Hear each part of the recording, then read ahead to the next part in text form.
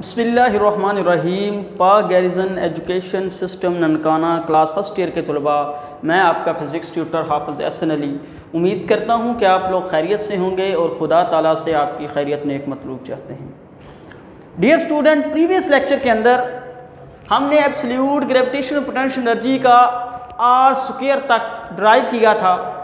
अब हम आगे वाला जो रेजिड्यूल है वो हम स्टडी और डिस्कस करेंगे और ड्राइव करेंगे। जी, मैंने आपको पिछले लेक्चर के अंदर बताया था कि जब हम फ्रॉम सरफेस ऑफ अर्थ से अपवर्ड मूव करते हैं तो उस पर जो फोर्स ऑफ ग्रेविटी एक्ट करती है वो वेरिएबल होती है। उसको कांस्टेंट बनाने के लिए हम उस पूरे डिस्टेंस को छोटे छोटे स्टेप में कन्वर्ट करते हैं।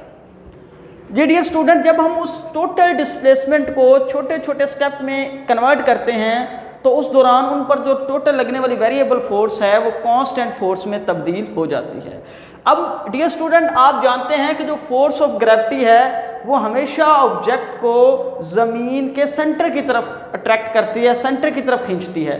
जबकि जब हम ऊपर की तरफ जा रहे होते हैं तो हमारा डिस्प्लेसमेंट जो है वो अपवर्ड होता है, जबकि फोर्स ऑफ ग्रेविटी डाउनवर्ड होती है। तो दोनों के दरमियान जो एंगल होता है, क्योंकि डिस्प्लेसमेंट बॉडी ऊपर की तरफ जा रही है और फोर्स ऑफ ग्रेविटी की तरह डाउनवर्ड, दोनों के दरमियान एंगल कितना होगा? 180 होगा। अब इस फोर्स ऑफ ग्रेविटी की वजह से जो बॉडी वर्क करेगी वो क्या होगी? अब वर्क होता है F dot D, force and displacement का dot product FD cos theta. अब डिस्प्लेसमेंट और फोर्स के दरमियान एंगल कितना है? यह है 180।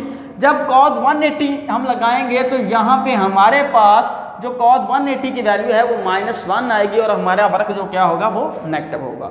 इसका मतलब है कि जब भी कोई बॉडी फोर्स ऑफ ग्रेविटी की वजह से अपवर्ड डायरेक्शन में डिस्प्लेसमेंट कवर करती है या फोर्स ऑफ ग्रेविटी के अगेंस्ट वर्क करती है तो उस सूरत में उसका वर्क क्या होता है? नेगेटिव होता है। अब डियर स्टूडेंट, हमने जो टोटल डिस्प्लेसमेंट था from point A to B, ये पॉइंट A है, ये पॉइंट B। पॉइंट B जो है वो n डिस्टेंस के ऊपर है, या पॉइंट B जो है वो इन्फिनिटी के ऊपर है। हमने A से B तक जो डिस्टेंस या डिस्प्लेसमेंट था, क्योंकि स्ट्रेट है तो डिस्टेंस की जगह हम डिस्प्लेसमेंट और डिस्प्लेसमेंट की जगह डिस्टेंस यूज कर सकते हैं। ये तीसरे चैप्टर के अंदर मैंने आपको बताया था। अब हम A से लेकर B तक जो डिस्प्लेसमेंट है उसको छोटे छोटे स्टेप में कन्वर्ट करते हैं, 1 2 3 4 5 6, सो n-1 n। अब देखें, ये 1 है, ये 2, यानी 2 में से 1 माइनस करें तो पीछे वाला आ जाता है, 3 में से 1 माइनस करें तो पीछे वाला आ जाएगा। अगर ये n है तो इससे पीछे वाला क्या होगा? n-1। अब देखें, हमने हर एक छोटे छोटे स्टेप का वर्क कैलकुलेट करना है। जब फर्स्ट से सेकंड तक हम मूव करते हैं by under the effect of gravitational force, जब हम ग्रेविटेशनल फोर्स के जेर असर स्टेप 1 से 2 तक जाते हैं तो उस सूरत में जो हमारा वर्क होता है वो होता है वर्क 1 to 2। अब हमें पता है कि जो फोर्स ऑफ ग्रेविटी की वजह से वर्क होता है वो नेगेटिव होता है, नेगेटिव F डेल R, क्योंकि 1 से 2 तक जाते हुए जो डिस्प्लेसमेंट है वो है डेल R। जो 1 से 2 एक स्टेप से दूसरे स्टेप तक जाते हुए जो इसकी विड्थ है वो डेल R है। तो इसका मतलब है जब हम 1 से 2 स्टेप तक जाते हैं तो हम जो डिस्प्लेसमेंट कवर करते हैं वो डेल R होता है। अब यहाँ पे देखें, -F del R, del R ये डिस्प्लेसमेंट है और F का मतलब है force of gravity. By gravitation law हमें पता है कि जो फोर्स ऑफ ग्रेविटी है -G capital M small m over r² del R। अब r² हमने फाइंड आउट किया था प्रीवियस लेक्चर के अंदर, R1 R2, और जो डेल R था वो है R2 माइनस R1। अब यहाँ पे सब्सटीट्यूट करें, r² डेल R की जगह क्या आ गया? R2 minus R1। अब r² R1 R2, अब जो ये हमारे पास R2 माइनस R1। अब ये जो R1 R2 है ये इसके बटे में भी जाके डिवाइड हो जाएगा और इसके बटे में भी जाके डिवाइड होगा। R2 divided by R1 R2 minus R1 divided R1 R2। अब R2 से R2 कैंसिल हो गया, R1 से R1 कैंसिल हो गया, 1 over R1 minus 1 over R2। अब देखें डियर स्टूडेंट, बहुत इंपॉर्टेंट पॉइंट, कि जिस स्टेप से हम मूव कर रहे हैं वो पहले बटे में आएगा और जिस स्टेप की तरफ मूव कर रहे हैं वो दूसरे बटे में आएगा। यानी 1 से मूव कर रहे हैं तो R1 पहले पाएगा और 2 की तरफ मूव कर रहे हैं तो R2 बाद में आएगा। इसका मतलब है जिस स्टेप से मूव करते हैं वो पहले आता है और जिसकी तरफ मूव करते हैं वो बाद में आता है। अब इसी तरह अगर हम 2 से 3 की तरफ जाएंगे तो -G capital M small m। अब 2 से जा रहे हैं तो 2 पहले आएगा 1/R2 और 3 की तरफ जा रहे हैं तो -1/R3। तो इसकी तरफ जा रहे होते हैं वो बाद में आता है। अगर 3 से 4 की तरफ जाएंगे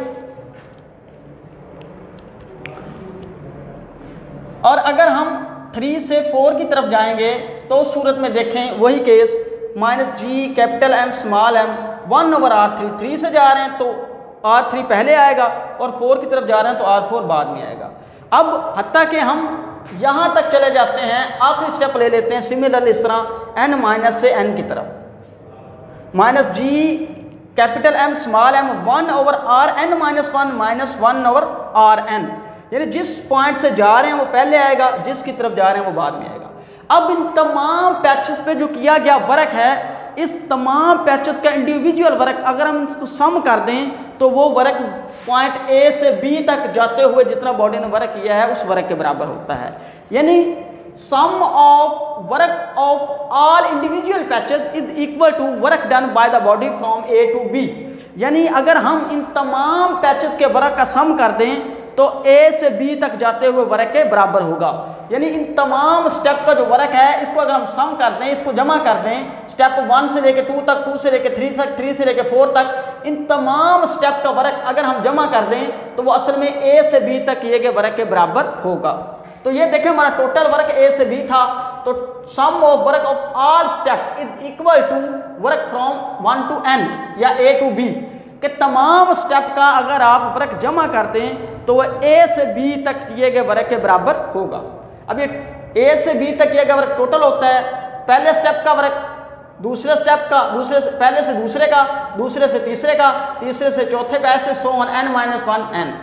अब देखें पहले की वैल्यू लगाएं, पहले की वैल्यू लगाएं जमा दूसरे की वैल्यू 2 से 3 तक वैल्यू क्या है, ये वाली 2 से 3 तक वैल्यू, ठीक है। 3 से 4 तक क्या है, 3 से 4 तक, जब 3 से 4 तक की आप बात करेंगे तो ये आएगा और प्लस आगे n माइनस 1 से n तक तमाम को आपने सम अप कर दिया। अब देखें कि सब में से -G capital M small m common आ रहा है, सब में से जब कॉमन आएगा तो इसमें क्या रहेगा 1/R1 माइनस R2 प्लस ये वाला प्लस आएगा R2 माइनस R3, उसके बाद प्लस R3 माइनस R4, उसके बाद प्लस ऐसे so on 1/Rn minus 1 minus 1/Rn। अब यहाँ पे गौर करें जो इस स्टेप का पहले स्टेप का आखिरी है वो दूसरे स्टेप का पहला है। पहले स्टेप का आखिरी क्या है 1/R2, तो दूसरे स्टेप का पहला क्या है 1/R2। इसका मतलब है किसी भी पिछले स्टेप का आखिरी जो है उससे आगे वाले स्टेप का पहला होता है। यानी इस स्टेप का जो हमारा पहला स्टेप है ये W1 से 2 तक, इसका आखिरी जो डिस्टेंस है वो R2 है, तो 2 से 3 का पहला जो डिस्टेंस है वो R2 होगा। यानी प्रीवियस वर्क का जो आखिरी डिस्प्लेसमेंट है वो उससे आगे वाले का पहला होगा। ये देखें इसका ये आखिरी है, इससे आगे वाले का ये क्या है पहला, और इसका ये आखिरी है, इसका इससे आगे वाले का ये क्या होगा पहला। इसका मतलब है इसका जो आखिरी है वो आगे वाले का क्या होगा पहला होगा, और इसका जो आखिरी होगा ये नेगेटिव है, ये क्या हो जाएगा पॉजिटिव, इसके बाद ये नेगेटिव है, ये क्या होगा पॉजिटिव। अब इन सब को जब हमने कॉमन निकाल लिया 1/R2 minus 1/R1 minus 1/R2 plus, अब इस तरीके जो प्लस माइनस के हैं वो कट जाएंगे। इस तरीके से ये देखें ये माइनस 1/R3 है, इसका आगे वाला 1/R3 है। इसका मतलब है अगर प्लस 1/n माइनस 1 है तो इससे पीछे कहीं नेगेटिव का 1/Rn माइनस 1 होगा, जो इससे क्या हो जाएगा कैंसिल हो जाएगा। तो हमारे पास जो बचा है 1/R1 माइनस 1/Rn। अब n जो पॉइंट है ये n पॉइंट पर ये कहाँ है इन्फिनिटी पर।